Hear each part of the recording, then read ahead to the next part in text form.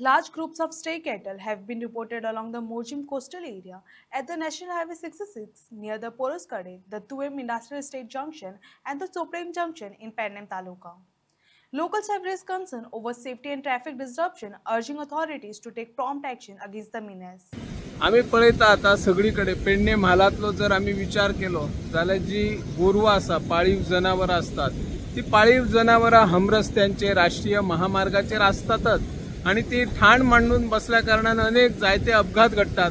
पण आता पळयल्यार काही गोरवां हांगासर बिचार मुर्जे बिचार दिश्टी पडतात। व्हडा प्रमाणात ती कळपांनी बसलेली असतात। तांचेर उपाय येवजण अजून पर्यंत थळावे पंचायती थळावी नगरपालिका कित्याक करना होच एक व्हड प्रश्न असा।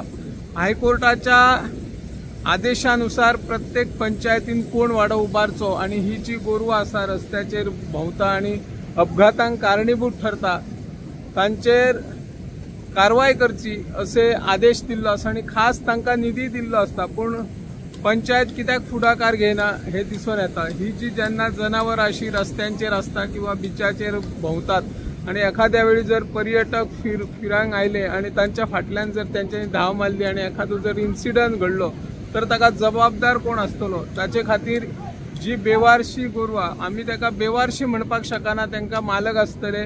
दूध काढल्या उपरांत किंवा जी जोता असता तो काळे आता इतिहास जमा आल्लो दुधा काडटात आणि मागीर गोरवांक अशी सोडून दितात।